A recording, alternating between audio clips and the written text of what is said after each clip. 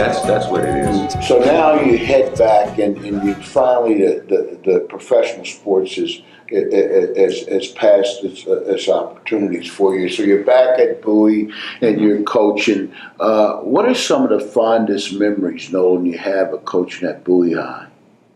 Well, I tell you, the fondest memory is I had left Bowie High School to go pursue a pro cut, and the principal, Mr. Frank C. Pilot, I'll never forget this man because I was one of his students for 4 years. He had been at that school at that time for almost 40 years. He's just like he was the man.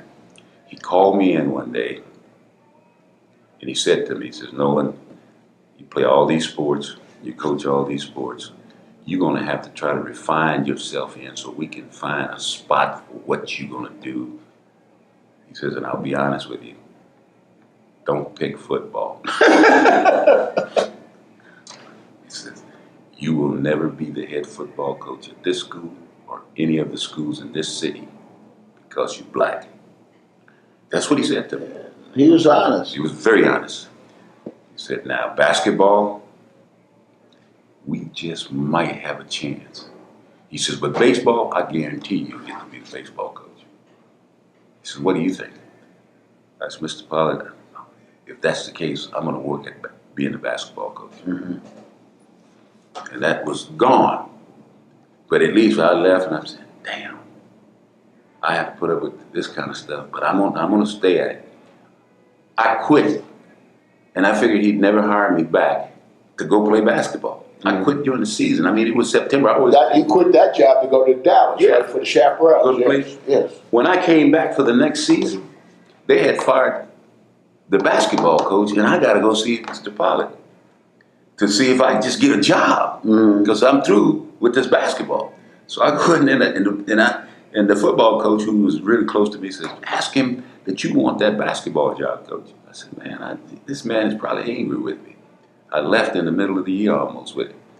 I go off in there and he said, you remember when I told you that you need to make your mind up what you need to do? He says, damn it, I'm going to give you the basketball job. But that, to me, George, was the happiest day of my entire life, including all the jobs I've ever had. Mm-hmm. Because now I get to go back to the high school I went to. I get to go back and be in the people who knew me and become something that no one wanted that job. I mean, you couldn't win there. The last time they had won was when I was a senior. We won district, and that was in '59. And this is '67. So I got the job, and so that to me was way up there because you have a family, you got kids, you got support, and you got no job. I'm sure I would have gotten a job, but not a head job. But then that made me become the first black coach in the city, in the state, at a mixed school. Mm-hmm. And so you had tremendous success there, and now it's time for Nolan Richardson to cross another hurdle. So you go through a very successful career at Bowie High. And now the opportunity comes to go to a Western Texas Junior College. How did that all go about? I know there was part of your success, and one of your players at Bowie had something to do with it. It's an interesting story. Tell us about how you ended up getting the Texas Western job. Well, it was really funny because the last year I was there, I tore my Achilles tendon, just ripped it in PE classes.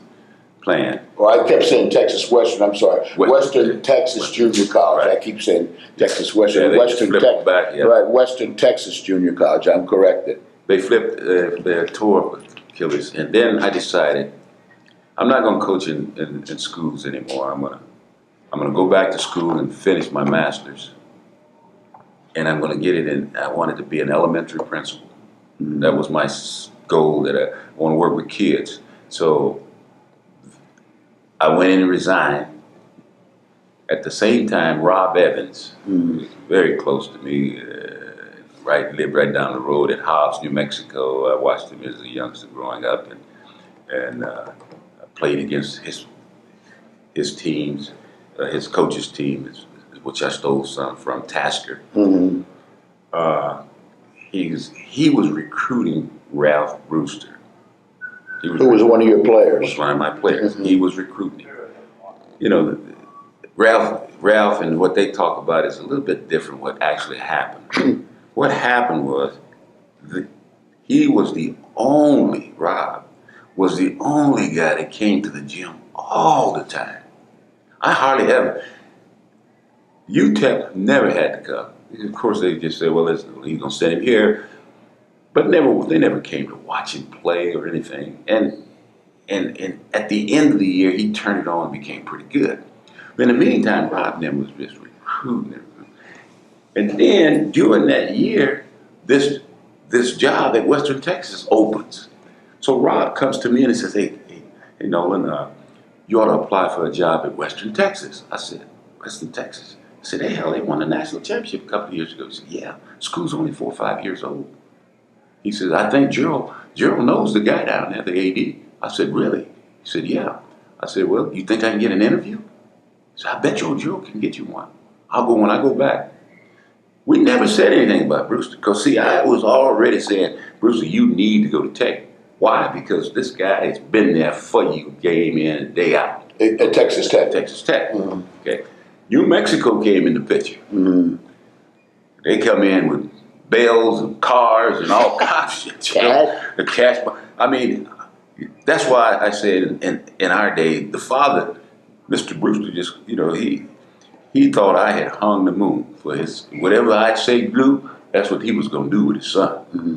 So he called me, he said, "Man, shenanigans is going on. I don't know if I want to deal with this, coach." I said, "What's going on?" He's trying to tell me. I said, "I'll handle it. I'll take care of it." So I get Brewster, and I tell him, I said, "Look, Brewster, New Mexico made," and it's funny, it all happened just like, I said, "Mexico be doing some things, bro, and you're going to get caught up in that shit. You don't need to get caught up in anything." I said, "No, Tech is not the greatest school in the world, but you can make it great for yourself.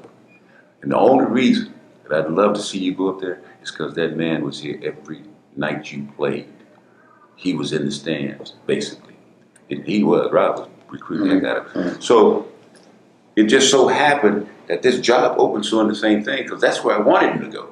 So when Rob and them got together with Brewster, they said, "Don't you want your coach to have him a job?" And Brewster, "Yeah, I like coach to have a job." Well, I also had another player with me named Melvin Patridge. They were the Gold Dust twins. One was 6'7", the other was 6'6". And he was going to go with me. Wherever, if I got a job, he was going with me.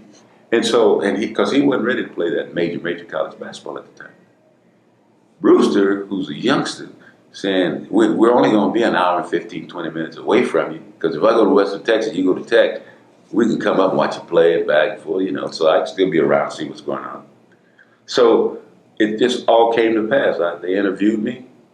That was another happy moment in my life because I was deciding, I was making $13,000 by that time, a year.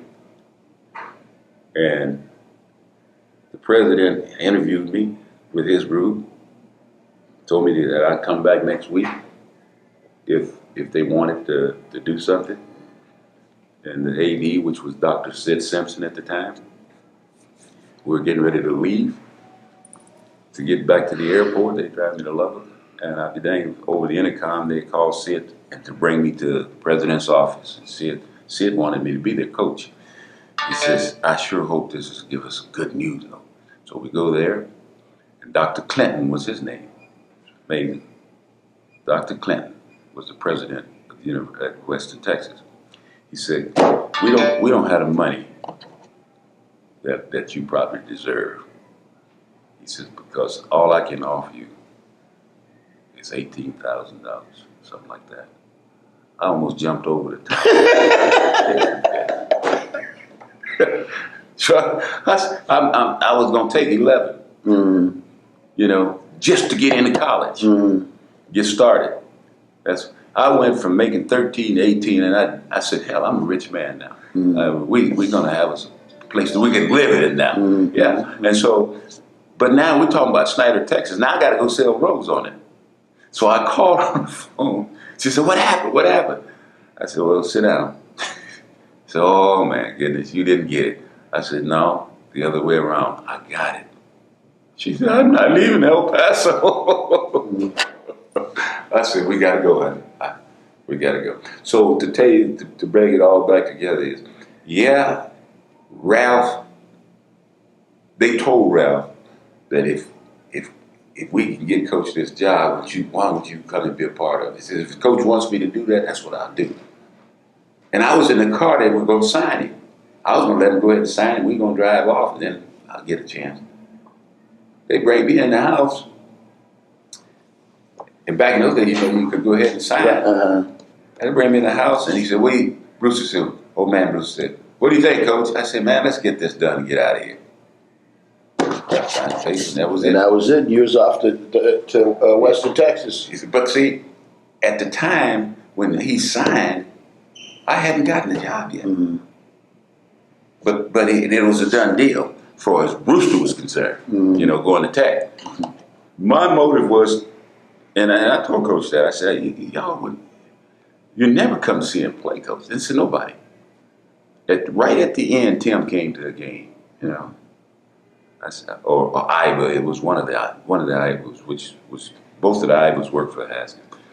And those guys, they probably knew more of what they wanted in a basketball player than what I saw as a basketball player. So that's how he ended up going to Tech. And he had, I guess, when I got my group and moved on to Tulsa, that's why I didn't understand why Gerald and Tech would think that if I get a job, why would I ship my players to him and I got to have some players? Right.